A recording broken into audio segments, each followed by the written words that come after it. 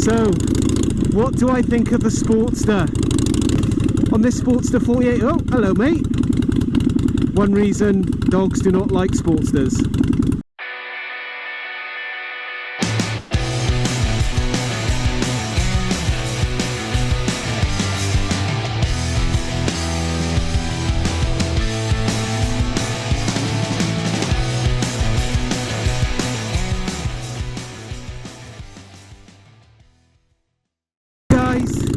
Here's the vlog that's going to send the pigeons flying.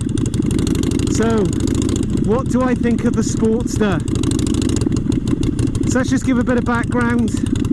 I've had the Sportster range for about 18 months. On this Sportster 48, oh, hello mate. One reason dogs do not like Sportsters. So I've done 5,000 miles on this bike.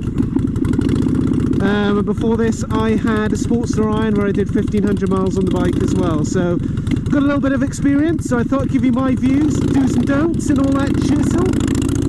So enjoy it, and make sure you put your comments in the comment section, put your views in, more than welcome. Okay, so first up on my list, what I think is really positive about the Sportster is that the bike is super duper simple to ride. It's got a super low seat height. Did I just say a seat height? It's got a super low seat height.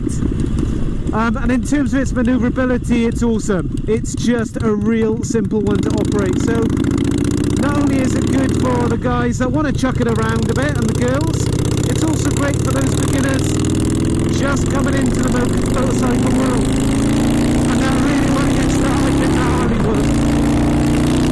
I think as well from a price range perspective, obviously you're coming in at a budget range, no matter how you put it, it is the budget range at Harley Davidson. But that's a good starting point.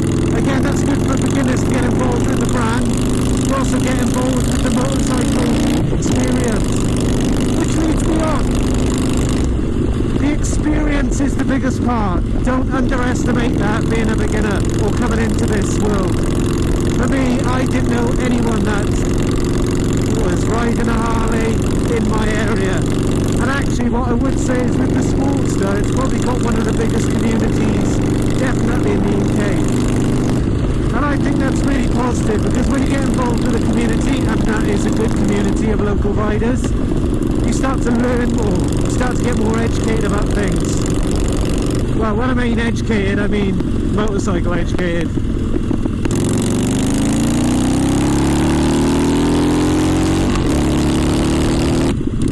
Now let's jump into some really Gucci stuff. So what's great about the Sportster, what I like about it? The customization part. Wow, this is where you can properly fill your boots. As you guys probably know, my Sportster 48's been heavily modified now. And there's a good, there's some good stuff to that, and there's obviously some bad stuff. The good stuff is that you get to showcase your personality, what you like on your bike, and make it that little bit different from the other Sportsters. The bad side from my perspective is it's mental. Who would get a new bike and then basically the only thing that's original on it that you've left is the frame? It's just bonkers. The world is just bonkers on this. So effectively this is my circumstance. I bought a brand new 48 and I've basically chopped the shit out of it. I've hacked something that's brand new and put my own mods on it to make it more mine. And that's one of the big things. As I mentioned at the start, you're coming into the budget range of Harley Davidson. Actually, by the time you've modified the hell out of it, you're coming more into the price bracket of the Dyna range, which then gives you even more food for thought. So one of the things that really frustrates me about the Sportster is some of the structural parts of the bike. So I'll give you an example. So when I'm riding, there's certain elements that always happen to me. The first one is this. So on the left hand side, the panel here, these brackets are so piss poor. Look at this.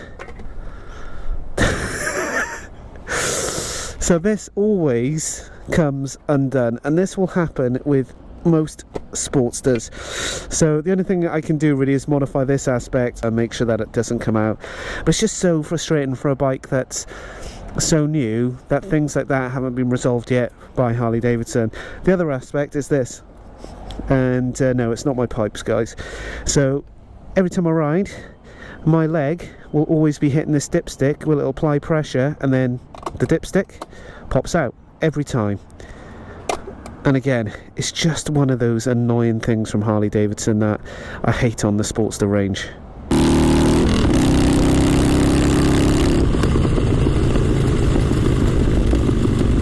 That's one of the things I absolutely love, and that comes from all Harleys, is the noise. That growl coming through the engine is just absolutely beautiful. And you can easily get that done on your bike with a bit of modification, some stage ones, some basic bouncing hinds, or even slip-ons. Just a beautiful note. So here's one of the issues, filling up. Now, I'll be totally honest with you, this is not a bugbear of mine anymore, but for a lot of people it is. So at the moment, every the maximum of 75 miles I can do on this bike. So take that as you will. There are obviously different options that you can have to combat this. So you can buy a bigger petrol tank. You know, those tanks will go up to 110, 150 miles then, compared to what it does now. So again, it's not a big bugbearer, but it's just something to bear in mind with a Sportster 48. In line with the fuel tank, one of the questions I had after probably 8 months of owning the Sportster was, do you know what, kind of wish I went for the Dyna. And that's a sad thing to say, but it would be interesting to know if you could reset the button of what you purchased and the money you spent, what would you have done with all the experience that you know now? This guy loves it.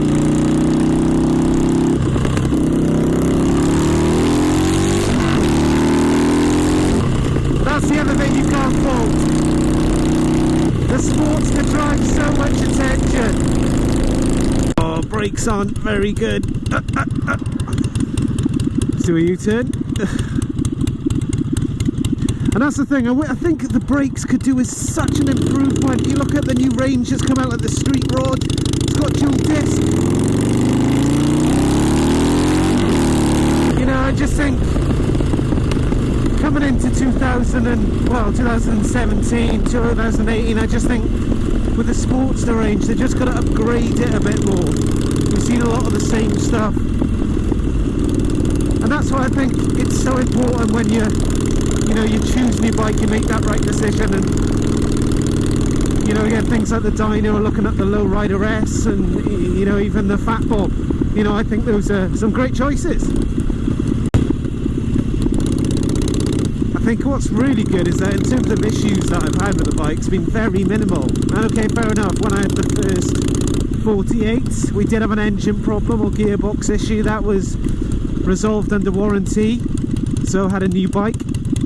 But that was a complete freak accident that, by the sounds of it, only happened to me and one other UK rider. And I suppose that's a real positive, is that if you purchase your bike from the dealership, then, you know, in my opinion, the warranties do work and they do stand. But obviously with everything, you've got to read the small print. You know, things like paint, they're not going to cover. And unfortunately, that's one of the letdowns of the Harley. You know, there is always going to be that rust element that comes along, but at the same time, you've got to support that and not let it get to that point. So I use Scott Oiler, and I spray the crap out of my bike during the winter. The other thing I love about the Sportster, because it's air cooled, it's relatively a simple engine to maintain and keep it working nicely. Now granted, I'm not doing any maintenance work at the moment, but that's purely because it's under warranty. It's got 2 years on it. However, once I get past that point, and let's just say I've learned from experience with having a complete meltdown on my first bike and going through warranty, when I get past that 2 years, I will be doing all the maintenance myself. So I'll be having a garage that I can set up in and getting it all done and learning through that process. That's a real positive, I guess. You can learn from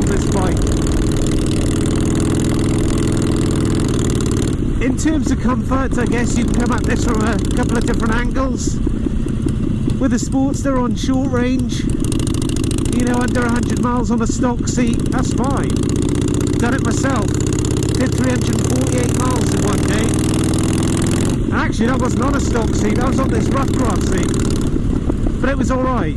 It's not going to be comfy, right? You're not going to be in pieces. But I guess that comes along to the next question, that what are you going to be riding? Next question of what are you going to be using this bike for? Is it long distance? Because if it is, I've got to admit, it's probably not the best bike to do it on.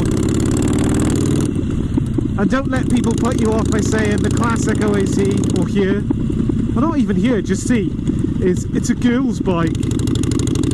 And it's just amazing the thought process of some people. These bikes were raced, and they are still raced on the track. And actually, if you look at, going back to, was it 1975? Evel Knievel used this bike. How the is that a girl's bike? And actually, what is the definition of a girl's bike? Now, don't get me wrong, if this was pink and it had Barbie written down the side, okay, that is a girl's bike. But apart from that, I don't really get it. That moment when you don't actually know where you're going. So I think this goes back to the point why I've done this vlog. I've just got a question here from a guy called Mark Heath, and on my Instagram, and basically he's been following my channel for a couple of months, and he's at a point where he's decided between a 48 and a street bob, and he's asking me, you know, from what I know now, would I do something different in terms of buying it? And I think this is key why, you know, I do this vlog and put it on my channel, because it's not here to try and persuade you to do something. It's there to give you my experience of what I know. So Mark, hopefully this vlog's gonna help you out, bud.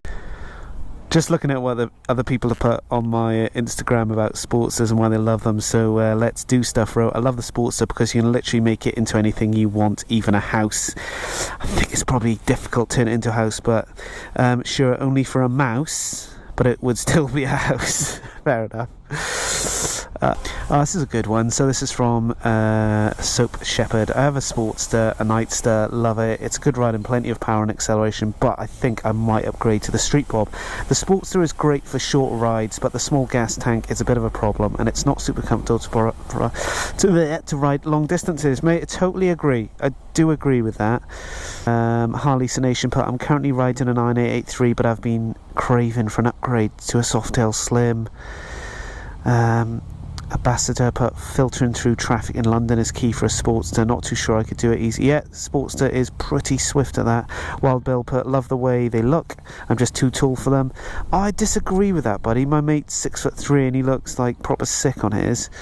And I think this is probably one of the best all-round comments that I've had on one of my posts. So I've had the 40 comments, so this is nice. And here we go. So strictly matter of opinion, but I believe it to be the most versatile Harley Davidson platform to make a custom motorcycle from. Endless options. Nailed it.